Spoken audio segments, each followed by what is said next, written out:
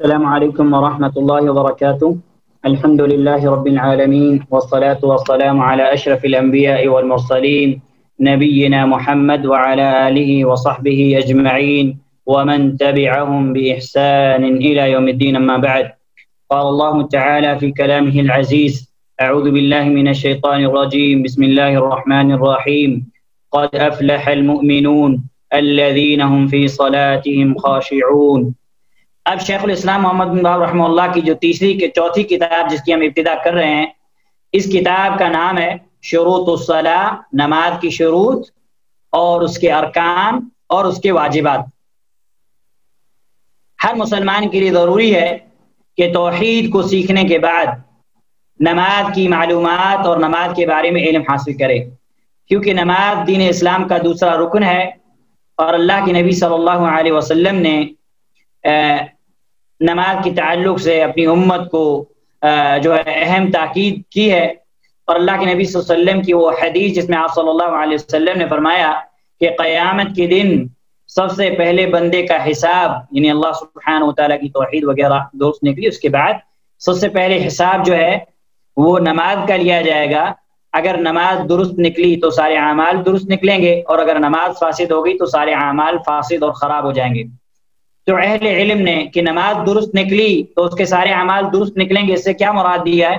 اس سے یہ مراد لیا ہے کہ نماز، ایک تو یہ ہے کہ بندے نے نماز کی پابندی کی ہو، دوسرا یہ ہے کہ نماز کی پابندی کی ہو اوقات کے مطابق، جو شریعت نے اوقات بتلائے ہیں ان اوقات پر، ان وقتوں پر نماز کو پابندی کے ساتھ پڑھی۔ اگر عورتیں ہیں تو گھر کے اندر وقت پر، اگر مرد ہے تو جماعت کے ساتھ پڑھی، اور اس کے بعد نماز کو خشوع اور خضوع کے ساتھ، اطمینان کے ساتھ، اور نماز کا جو طریقہ ہے جو اللہ کے نبی صلی اللہ علیہ وسلم نے فرمایا کہ صلوا کما رأیتمونی اصلی، کہ تم نماز اسی طریقے سے پڑھو جس طریقے سے مجھے پڑھتے ہوئے دیکھے ہو۔ ہم نے اللہ کے نبی صلی اللہ علیہ وسلم کو نہیں دیکھا، لیکن اللہ کے نبی صلی اللہ علیہ وسلم کی نماز کی کیفیت، اللہ کے نبی صلی اللہ علیہ وسلم کی نماز کا بیان صحابہ اکرام رضوان اللہ علیہم اجمعین نے ہمارے لیے بیان کیا، جو حدیث کی کتب کے اندر ہمارے لیے محفوظ ہے۔ اور پھر اس کو سمجھانے کے لیے اہل علم نے نماز کی شروط یعنی کنڈیشنز، اس کے ارکان وغیرہ، پلرز وغیرہ، اور اس کے واجبات جو کمپلسری چیزیں ہیں وہ اہل علم نے بیان کی۔ اسی طریقے سے جو نماز کی سنتیں ہیں وہ سنتیں بھی اہل علم نے بیان کی۔ جب تک ہم نماز کی شروط اور ارکان، واجبات، اس کے فرائض اور اس کی سنتوں کو نہیں جانیں گے تو ہم نماز کیسے پڑھ سکتے ہیں؟ اور سورۃ الفاتحہ کی تفسیر میں انشاءاللہ ہم لوگ پڑھیں گے کہ اللہ سبحانہ وتعالی نے جو یہ فرمایا کہ غیر المغضوب علیہم ولا الضالین، اس آیت کی تفسیر میں انشاءاللہ ہم پڑھیں گے کہ بغیر علم کی عبادت کرنا یہ کتنا خطرناک ہے، کیونکہ نصارہ نے عبادت کی لیکن بغیر علم کے کی۔ جو انسان بغیر علم کی عبادت کرتا ہے تو اس کی عبادت گمراہی ہے، اس کی عبادت اللہ سبحانہ وتعالیٰ کی یہاں مقبول نہیں ہے۔ عبادت ہمیں نبی صلی اللہ علیہ وسلم کے طریقے کے مطابق کرنی ہے، عبادت ہمیں نبی صلی اللہ علیہ وسلم کے طریقے کے مطابق کرنی ہے۔ جو بھی عبادت، اور نماز تو ایک اہم عبادت ہے، دین اسلام کا ایک اہم رکن ہے۔ نماز کی جو شروط اور ارکان ہیں میں مختصراً آپ کے سامنے بیان کرتا ہوں کہ نماز کے ارکان، نماز کے یعنی اہم پلرز کیا ہیں، جو چیزیں ہم کو پڑھنی ہیں۔ اس میں سے ایک نیت کرنا ہے، کیونکہ انما الاعمال بالنیات، اعمال کا دار و مدار نیتوں پر ہے۔ اگر کسی انسان کی نیت ہی نہیں ہے تو اس کے عمل کی کوئی ویلیو نہیں ہے۔ اس کی تفصیل انشاءاللہ شرح کے اندر پڑھیں گے۔ یہ نماز کا پہلا رکن ہے نیت کرنا۔ دوسرا رکن ہے فرض نماز میں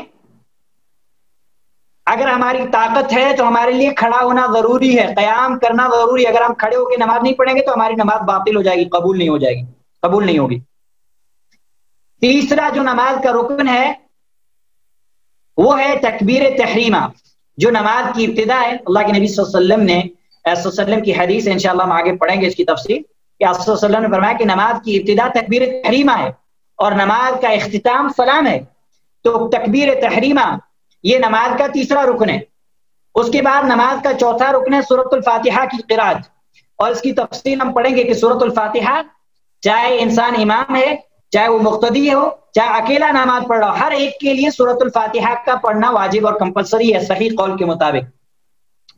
اس کے بعد نماز کا 5واں رکن ہے رکوع کرنا۔ اگر کوئی انسان جس کی طاقت ہے کہ وہ رکوع کرنے کی اور وہ رکوع نہیں کرتا ہے، اشارے سے رکوع کر لیتا ہے، تو اس کی نماز باطل ہو جائے گی، وہ نماز نہیں ہوگی۔ چھٹا رکن ہے رکوع میں اعتدال کرنا۔ اعتدال یعنی صحیح طریقے سے، یہ ہم تفصیل سے بعد میں پڑھیں گے، اس لیے ابھی آپ لوگوں کو پریشان ہونے کی ضرورت نہیں ہے، میں صرف آپ کو اہمیت بتانے کے لیے چیزیں دوہرا رہا ہوں، ٹھیک ہے؟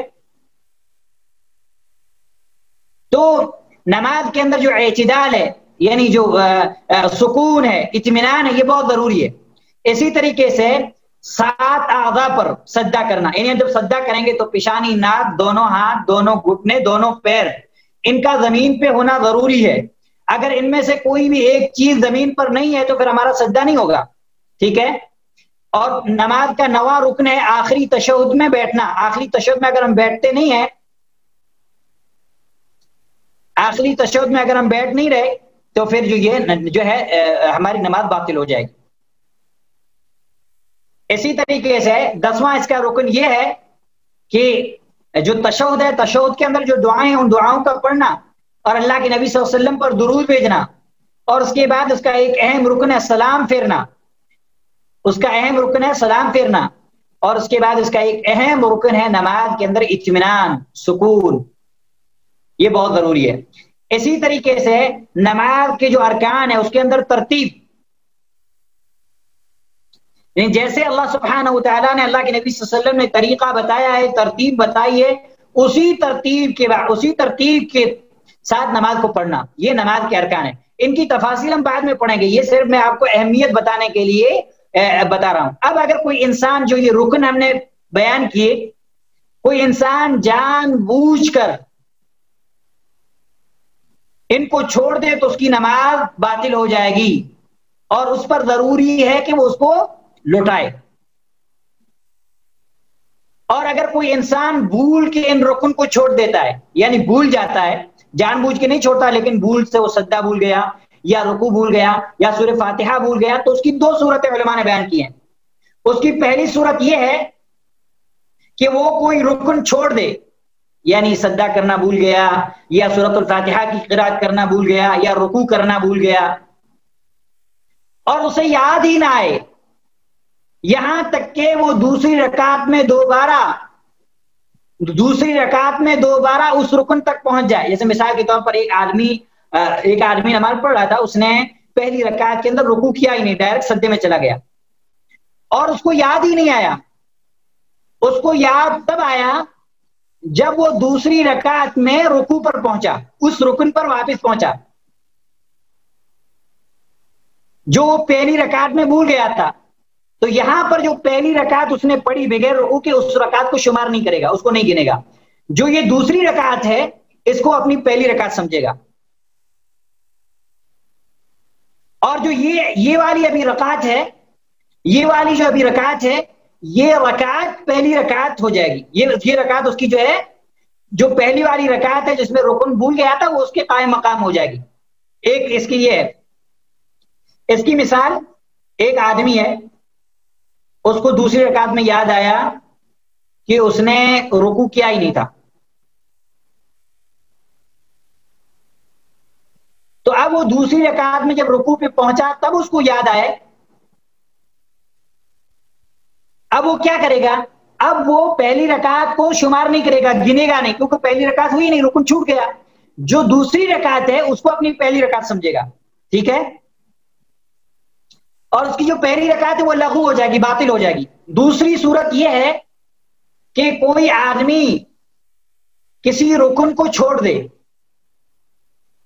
لیکن اس رکن کو جو ہے وہ یاد آ جائے دوسری رکعت میں داخل ہونے سے پہلے۔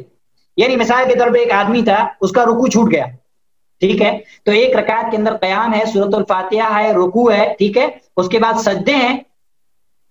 مثال کے طور پہ ایک آدمی کا رکوع چھوٹ گیا، اب جو ہے اس کو پہلی رکعت کے اندر ہی پہلی رکعت کی کمپلیٹ ہونے سے پہلے پہلے اس کو یاد آ جاتا ہے کہ اس نے رکوع نہیں کیا،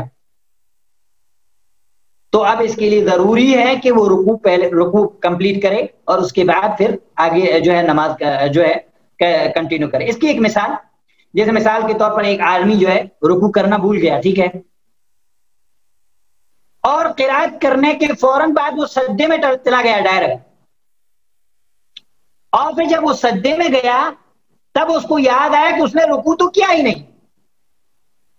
اب اس آدمی پر واجب ہے کہ وہ کھڑا ہوگا اور کھڑا ہو کے رکوع کرے گا، پھر اپنی نماز جو ہے کمپلیٹ کرے گا، ٹھیک ہے، یہ ایک چیز کی مثال ہے۔ اور اس کے بعد نماز کے واجبات ہیں، جیسے مثال کے طور پر نماز کی حالتوں کو منتقل کرنے والی تکبیرات، جیسے ہم جیسے اللہ اکبر کہے، ٹھیک ہے، تکبیر تحریمہ، یہ تو رکن ہے۔ اب ہم رکوع میں جا رہے ہیں تو ہم اللہ اکبر کہیں گے، اللہ اکبر کہے بغیر ہم جو ہے رکوع میں نہیں جا سکتے، ٹھیک ہے۔ سجدے میں جائیں گے تو ہم اللہ اکبر کہیں گے، سجدے سے اٹھیں گے تب اللہ اکبر کہیں گے، پھر سجدے میں جائیں گے تو اللہ اکبر کہیں گے، پھر دوسری رکعت کے لیے کھڑے ہوں گے تو اللہ اکبر کہیں گے۔ تو جو یہ تکبیرات ہیں اللہ اکبر، یعنی نماز کی ایک حالت سے دوسری حالت میں جانے کے لیے یہ واجب ہے۔ اسی طریقے سے رکوع میں سبحان ربی العظیم کہنا یہ واجب ہے۔ اسی طریقے سے چاہے امام ہو یا منفرد، یعنی آدمی اکیلے نماز پڑھ رہا ہو یا امام کے ساتھ ہو، اس کے لیے سمع اللہ لمن حمیدہ کہنا۔ بعض لوگ امام کے ساتھ نماز پڑھ رہے تو سمع اللہ لمن حمیدہ نہیں کہتے، ڈائریکٹ دعا پڑھتے ربنا، جبکہ صحیح بات یہ ہے، راجح قول یہ ہے کہ مقتدی کو بھی سمع اللہ لمن حمیدہ کہنا ہے، ٹھیک ہے۔ اور بعض علماء کہتے ہیں کہ مقتدی سمع اللہ لمن حمیدہ نہیں کہے گا، تو یہ اختلافی مسئلہ ہے، لیکن بہتر یہ ہے کہ مقتدی یعنی ہم امام کی اقتداء میں نماز پڑھیں تو ہم بھی سمع اللہ لمن حمیدہ کہیں، یہ بہتر ہے۔ اسی تفصیل انشاءاللہ آگے آئے گی، لیکن بعض علماء کہتے ہیں کہ مقتدی صرف دعا پڑھے گا ربنا ولک الحمد، ٹھیک ہے، اختلافی مسئلہ ہے۔ اور پھر ہم رکوع کر رہے ہیں، رکوع آرام سے کرنے کے بعد آرام سے کھڑے ہو کے سمع اللہ لمن حمیدہ کہنا اور ربنا ولک الحمد کہنا، یہ بھی کیا ہے؟ یہ بھی نماز کے واجبات میں سے۔ اسی طریقے سے سجدوں میں سبحان ربی الاعلی کہنا، دونوں سجدوں کے درمیان دعا پڑھنا اللہم اغفر لی، ٹھیک ہے۔ پھر پہلے تشہد میں بیٹھنا اور پہلے تشہد کے اندر جو اتحیات ہم پڑھتے ہیں اس کو پڑھنا، یہ واجبات ہیں۔ اس کی تفصیل انشاءاللہ آگے آئے گی، ٹھیک ہے، شیخ نے تفصیل بیان کی ہے اور شیخ عبد المحسن عباد حفظہ اللہ نے ہر چیز کی شرح بیان کی، انشاءاللہ ہم پڑھیں گے۔ اب اگر کوئی انسان ان جو واجبات ہیں نماز کے، یعنی کمپلسری جو چیزیں ہیں واجبات نماز میں سے کسی واجب کو چھوڑ دے تو اس کا کیا حکم ہے؟ ایک تو یہ ہے، ایک انسان جان بوجھ کر رکوع میں سبحان ربی العظیم کہنا چھوڑ دے، فرض تشہد کرنا چھوڑ دے تو اس کی نماز باطل ہو جائے گی۔ اس کی رکن اور واجب اگر کوئی انسان جان بوجھ کر ترک کرتا ہے، چھوڑتا ہے، تو اس کی نماز باطل ہو جائے گی۔ اور رکن کا دوسرا مسئلہ یہ تھا کہ اگر ہم نے رکن ہمارا چھوٹ گیا ہے تو ہم اس کو ادا کریں گے، سجدہ سہو سے کام نہیں چلے گا۔ لیکن واجبات میں یہ ہے کہ سجدہ سہو کفایت کر جاتا ہے، اس کی تفصیل آ رہی ہے، ٹھیک ہے۔ اگر کسی آدمی نے بھولے سے واجب نماز چھوڑ دیا تو اس کی نماز تو صحیح ہے، لیکن وہ سجدہ سہو کرے گا دعائیں پڑھنے کے بعد۔ اور علامہ ابن عثیمین رحمہ اللہ کی کتاب ہے سجدہ سہو کے تعلق سے، ایک عربی زبان کے اندر بھی موجود ہے، اردو میں بھی موجود ہے، اور الحمدللہ اس کتاب کا رومن اردو میں ایک بہن سے ہم نے ترجمہ الحمدللہ کرا دیا ہے، تو رومن اردو کے اندر بھی وہ PDF موجود ہے جس میں سجدہ سہو کی تفصیلات ہیں۔ تو علامہ عثیمین رحمہ اللہ نے علماء کی تفصیل بیان کرنے کے بعد کہا کہ نماز کے اندر اگر کمی ہوتی ہے تو سجدہ سہو سلام سے پہلے کریں گے، یعنی ہم اتحیات پڑھ لیے، درود پڑھ لیے، دعائیں پڑھ لیے، اس کے بعد ہم 2 سجدے کریں گے، پھر سلام پھیریں گے۔ اگر کسی نے بھولے سے کوئی واجب نماز کا واجب چھوڑ دیا تو سجدہ سہو کرے گا، وہ کیا کرے گا؟ سجدہ سہو کرے گا، ٹھیک ہے۔ اس کے بعد نماز کی سنتیں ہیں، ٹھیک ہے، وہ تفصیل ہم پڑھیں گے، جیسے مثال کے طور پر کیا کہتے ہیں، دعائے ثنا پڑھنا، اعوذ باللہ پڑھنا، بسم اللہ پڑھنا، ایک سے زیادہ مرتبہ سبحان ربی العظیم، سبحان ربی الاعلی پڑھنا، ایک سے زیادہ دفعہ 2 سجدوں کے درمیان رب اغفر لی پڑھنا، رکوع سے اٹھتے وقت ربنا ولک الحمد کہنا، ٹھیک ہے۔ اس کی تفصیلات انشاءاللہ ہم بعد میں پڑھیں گے۔ تو یہ ساری چیزیں ہیں جو ہمیں پڑھنی ہیں، ٹھیک ہے. اور اس کے ساتھ ساتھ شیخ الاسلام محمد بن عبد الوہاب رحمہ اللہ نے وضو کے نواقض بھی بیان کیے ہیں. ٹھیک ہے, وہ بھی انشاءاللہ ہم پڑھیں گے کہ وضو کن کن چیزوں سے ٹوٹتا ہے, اور ساتھ ہی انشاءاللہ ہم وہ چیزیں بھی پڑھیں گے نماز جن چیزوں سے باطل ہو جاتی ہے. ٹھیک ہے, وہ چیزیں انشاءاللہ ہم پڑھیں گے. لیکن ہمیں اطمینان سے یہ کتاب پڑھنی ہے اور اس کو سمجھنا ہے, اچھے سے سمجھ کے پڑھنا ہے. کیونکہ ہمارا مقصد کیا ہے کہ ہم کوئی بھی چیز پڑھیں تو اس کو سمجھ کے پڑھیں, یہ ہمارا مقصد ہے. تو انشاءاللہ اب جو یہ ساری چیزیں ہم نے پڑھی ہیں, ٹھیک ہے, اب ان ساری چیزوں کی اہمیت وغیرہ کے لیے میں آپ کو ایک حدیث سناتا ہوں. اللہ کے نبی صلی اللہ علیہ وسلم کی ایک بہت عظیم حدیث ہے, ایک صحابی رسول کی, اور اس حدیث کو ہم سنیں غور سے کہ نماز کو صحیح طریقے سے پڑھنا کتنا ضروری ہے. ٹھیک ہے, اور یہ حدیث بہت ساری کتابوں کے اندر موجود ہے. صحیح بخاری کی حدیث کا میں آپ کو نمبر بتا دیتا ہوں. صحیح بخاری کے اندر امام بخاری رحمہ اللہ نے 6251 پہ نقل کیا ہے. اس حدیث کے راوی ابو ہریرہ رضی اللہ تعالیٰ عنہ ہیں, فرماتے ہیں ان رجلا دخل المسجد, ایک آدمی مسجد کے اندر داخل ہوئے, ورسول اللہ صلی اللہ علیہ وسلم جالس فی ناحیۃ المسجد, اور اللہ کے نبی صلی اللہ علیہ وسلم مسجد کے کنارے آپ صلی اللہ علیہ وسلم بیٹھے ہوئے تھے. ٹھیک ہے, اب وہ آدمی داخل ہوئے, فصلی, اور اس آدمی نے نماز پڑھی, اور نماز پڑھنے کے بعد ثم جاء فسلم علیہ, پھر وہ صحابی اللہ کے نبی صلی اللہ علیہ وسلم کے پاس آئے, فسلم علیہ, اور اللہ کے نبی صلی اللہ علیہ وسلم کو سلام کیا. اللہ اکبر. اس حدیث اس جملے سے سلام کی فضیلت پتہ چلتی ہے کہ وہ صحابی آتے وقت انہوں نے ضرور سلام کیا ہوگا. ٹھیک ہے, اور اس کے بعد انہوں نے نماز پڑھی, اللہ کے نبی صلی اللہ علیہ وسلم وہیں بیٹھے ہوئے, آپ صلی اللہ علیہ وسلم کے سامنے ہی نماز پڑھی. نماز پڑھنے ختم کرنے کے بعد اللہ کے نبی صلی اللہ علیہ وسلم کے بعد آئے, آپ صلی اللہ علیہ وسلم پر سلام کیا. فقال له رسول اللہ صلی اللہ علیہ وسلم, تو اللہ کے نبی صلی اللہ علیہ وسلم نے اس آدمی سے کہا, ارجع فصلی فإنک لم تصلی, آپ جائیے واپس سے نماز پڑھی, آپ نے نماز نہیں پڑھی. حالانکہ اس صحابی نے اللہ کے نبی صلی اللہ علیہ وسلم کے سامنے نماز پڑھی, لیکن اللہ کے نبی صلی اللہ علیہ وسلم فرما رہے ہیں کہ ارجع, واپس پر جا, واپس پلٹو اور تم نماز پڑھو, تم نے نماز نہیں پڑھی. اللہ اکبر. صحابہ اکرام رضوان اللہ علیہ مجمعین کا جذبہ, اللہ کے نبی صلی اللہ علیہ وسلم کی اطاعت کا جذبہ کتنا تھا.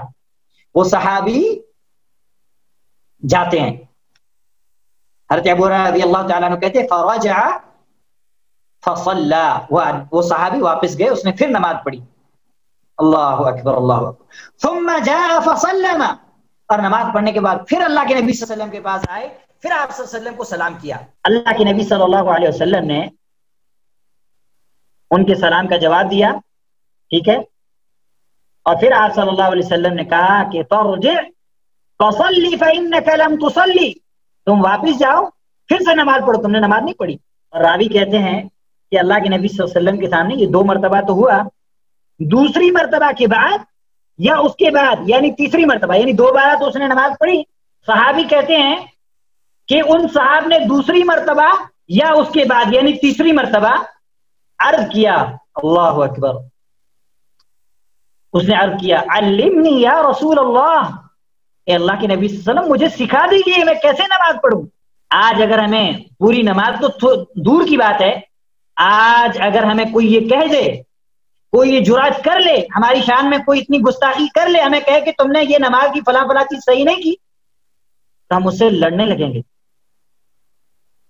ہم نہ جانے کیا کیا کریں گے, کیا کیا لعن طعن اور شب و ستم کریں گے ان کو, کیونکہ ہمارا مزاج یہ ہے کہ دنیا کے معاملے میں کتنا بھی ٹوکو کوئی مسئلہ نہیں, کتنی بھی رائے اور مشورہ دو کوئی مسئلہ نہیں. دین کے معاملے میں خود عالم ہوں, مجھے کہنے کی ضرورت نہیں ہے, میں جو کچھ کر رہا ہوں وہ سب صحیح ہے. یہ ہمارا نظریہ اور ہماری سوچ ہے. جبکہ دین کے معاملے میں تو ہماری سوچ یہ ہونی چاہیے کہ اگر دین کے تعلق سے, ہماری کسی عبادت کی تعلق سے اگر ہماری کوئی اصلاح کرے تو ہمیں اسے دعائیں دینی چاہیے. اور یہ سلف کا طریقہ ہے, یہ سلف کا طریقہ ہے. تو اللہ کے نبی صلی اللہ علیہ وسلم نے اس صحابی کو 2 مرتبہ لٹایا کہ جاؤ واپس سے نماز پڑھو، تم نے نماز نہیں پڑھی۔ پھر ابو ہریرہ کہتے ہیں کہ اس صحابی نے دوسری بار یا اس کے بعد یعنی تیسری بار اللہ کے نبی صلی اللہ علیہ وسلم سے کہا علمنی یا رسول اللہ، اے اللہ کے نبی صلی اللہ علیہ وسلم مجھے سکھا دیجیے نماز کا طریقہ، مجھے نہیں معلوم۔ اللہ اکبر، صحابی نے اللہ کے نبی صلی اللہ علیہ وسلم سے ضد نہیں کی، آپ صلی اللہ علیہ وسلم نے اسے 2-3 مرتبہ لٹایا، وہ گئے اور نماز پڑھی، اور اس صحابی نے اپنی استطاعت اور طاقت کے مطابق بہتر سے بہتر پڑھنے کی کوشش کی، لیکن ان کی نماز اللہ کے نبی صلی اللہ علیہ وسلم کے طریقے کے مطابق نہیں تھی۔ آج ہماری نمازوں کا کیا ہوگا؟ نہ ہماری نمازوں میں خشوع ہے، نہ ارکان کا خیال رکھتے ہیں، نہ ہم شروط کا، نہ واجبات کا، نہ سنن کا۔ وہ صحابی تھے، انہوں نے ہم سے تو اچھی ہی نماز پڑھی ہوگی،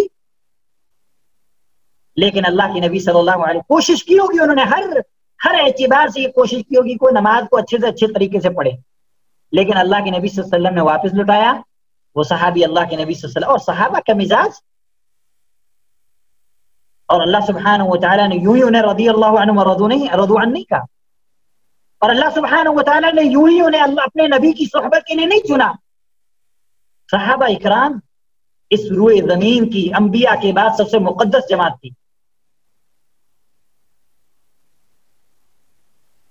تو جب اس صحابی نے کہا کہ علمنی یا رسول اللہ، اللہ کے نبی صلی اللہ علیہ وسلم مجھے سکھا دیجئے کیسے نماز پڑھنی ہے، فقال، تو اللہ کے نبی صلی اللہ علیہ وسلم فرمایا اذا قمت الى الصلاة فاسبغ الوضوء، اے میرے صحابی جب نماز کے لیے کھڑے ہو تو اچھی طریقے سے وضو کرو۔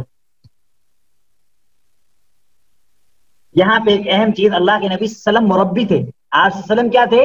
مربی تھے، تربیت کرنے والے تھے، اور ہماری اصلاح کرنے کا طریقہ بھی غلط ہے۔ ہماری اصلاح کا طریقہ جو نبوی طریقہ ہونا چاہیے۔ اللہ کے نبی صلی اللہ علیہ وسلم نے اس صحابی کو کیا کہا کہ آپ نے نماز نہیں پڑھی، آپ جاؤ پھر سے نماز پڑھو، اور اگر ہمارے سامنے کوئی نماز پڑھے تو ہماری ٹوکنے کا بھی انداز ہے،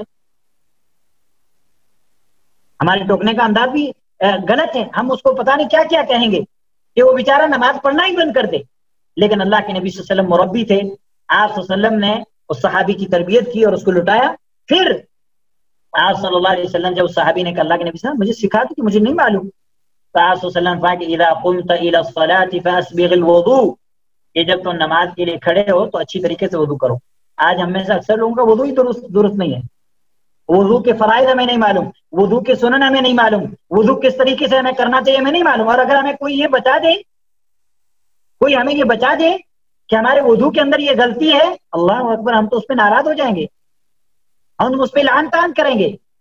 اللہ کے نبی صلی اللہ علیہ وسلم فرما رہے ہیں کہ جب تم نماز کے لیے کھڑے ہو تو اچھی طریقے سے وضو کرو۔ پھر آپ صلی اللہ علیہ وسلم نے کہا کہ ثم استقبل القبلة فکبر، پھر تو قبلہ رخو، یعنی نماز کی جو ارکان میں سے کیا ہے، شروط میں سے کیا ہے، قبلہ کی طرف نماز پڑھنا، ٹھیک ہے۔ پھر آپ صلی اللہ علیہ وسلم فرمایا کہ تم قبلہ کی طرف رخ کرو۔ ثم اقرأ بما تيسر معك من القرآن، پھر اس کے بعد جو ہے اللہ کے نبی صلی اللہ علیہ وسلم نے مطلب مختصراً اس کو نماز کی تعلیم دی، کیونکہ بہت ساری چیزوں سے صحابی واقف تھے، جو کمیاں اور کوتاہیاں تھیں اللہ کے نبی صلی اللہ علیہ وسلم نے ان چیزوں کی طرف توجہ دلائی۔ آپ صلی اللہ علیہ وسلم فرمایا کہ پھر جو تمہیں اللہ سبحانہ تعالیٰ کی کتاب میں سے یاد ہے وہ پڑھو، اس کی تفصیل انشاءاللہ ہم آگے بیان کریں گے۔ ثم اركع حتى تطمئن راكعا، پھر رکوع کرو یہاں تک کہ اطمینان سے رکوع، یہ نہیں کہ رکوع میں گئے اور اٹھے جیسے ہمارے بہت سارے بھائی پڑھتے ہیں، نہیں۔ ثم ارفع حتى تستوي قائما، پھر رکوع سے اٹھو یہاں کہ اچھی طریقے سے کھڑے ہو جاؤ۔ ثم اسجد حتى تطمئن ساجدا، پھر سجدہ کرو یہاں تک کہ اچھی طریقے سے سجدہ کرو۔ ثم ارفع حتى تطمئن جالسا، پھر سجدے سے بیٹھ یعنی اٹھ جاؤ یہاں تک کہ اچھی طریقے سے بیٹھ جاؤ۔ آج ہم سجدے سے اٹھتے ہیں اور اٹھنے سے پہلے سجدے میں چلے جاتے ہیں۔ ثم اسجد حتى تطمئن ساجدا، پھر سجدہ کرو یہاں تک اطمینان سے سجدہ کرو۔ ثم ارفع حتى تطمئن جالسا، پھر سجدے سے اٹھو یہاں تک کہ اطمینان سے بیٹھ جاؤ۔ ثم افعل ذلك في صلاتك كلها، پھر اسی طریقے سے اپنی مکمل کمپلیٹ جو ہے کیا کرو، نماز پڑھو۔ یہی عمل یعنی اپنی ہر رکعت کے اندر فرماؤ۔ اور اس کے بعد راوی جو ہے وہ کہتے ہیں، ابو اسامہ ایک راوی ہیں اس حدیث کے روات میں سے، وہ کہتے ہیں کہ یوں کہا کہ پھر اٹھو، اللہ کے نبی صلی اللہ علیہ وسلم نے اس سے فرمایا کہ حتی تستوی قائما، پھر اٹھ جاؤ یہاں تک کہ اچھی طریقے سے کھڑے ہو جاؤ۔ اب ہم دیکھیں اس حدیث کو کہ اللہ کے نبی صلی اللہ علیہ وسلم کی موجودگی میں نماز کو پڑھا جا رہا ہے اور نماز کو صحیح طریقے سے نہیں پڑھا جاتا۔ آپ صلی اللہ علیہ وسلم فرمایا کہ تو نے نماز ہی نہیں پڑھی۔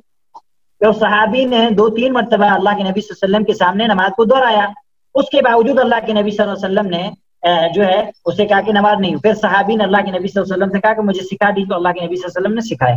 ٹھیک ہے، تو اس سے پتہ یہ چلتا ہے نماز کی اہمیت، نماز کی جو ارکان ہیں، شروط ہیں، واجبات ہیں، سنتیں، ان کا علم حاصل کرنا ہمارے لیے ضروری ہے۔ اور اللہ کے نبی صلی اللہ علیہ وسلم کی وہ حدیث آپ نے سنی ہوگی جس کے اندر اللہ کے نبی صلی اللہ علیہ وسلم نے فرمایا کہ سب سے بڑا چور وہ ہے جو نماز کے اندر چوری کرے، جو نماز کے اندر چوری کرے۔ تو صحابہ اکرام رضوان اللہ علیہم اجمعین نے فرمایا کہ اللہ کے نبی صلی اللہ علیہ وسلم یہ کیسے ممکن ہے کہ انسان نماز پڑھ رہا اور وہ تو نماز پڑھ رہا، وہ چوری کیسے کرے گا؟ تو آپ صلی اللہ علیہ وسلم نے فرمایا کہ نماز کی چوری، یہ نماز کے اندر چوری ہے کہ انسان نماز پڑھے اور رکوع اور سجود میں اطمینان نہ کرے، خشوع اور خضوع نہ ہو، جلد بازی سے کام لے، نماز کو صحیح طریقے سے نہ پڑھے، تو یہ نماز کی چوری ہے۔ اس لیے یہ جو آج کا پہلا درس تھا یہ اس کی اہمیت کے تعلق سے تھا۔ سبحانہ تعالیٰ سے دعا ہے کہ اللہ سبحانہ وتعالیٰ ہمارے اس کورس کو قبول فرمائے، ہماری نیتوں کے اندر اخلاص پیدا فرمائے اور ہمیں اپنی نمازوں کی اصلاح کرنے کی توفیق نصیب فرمائے، اور نماز ہمیں اسی طریقے کے مطابق پڑھنے کی توفیق نصیب فرمائے جو طریقہ اللہ کے نبی صلی اللہ علیہ وسلم نے ہمیں دیا۔ وصلی اللہ علیہ وسلم وبارک علی نبینا محمد وعلی آلہ وصحبہ اجمعین ومن تبعهم بإحسان إلى يوم الدين۔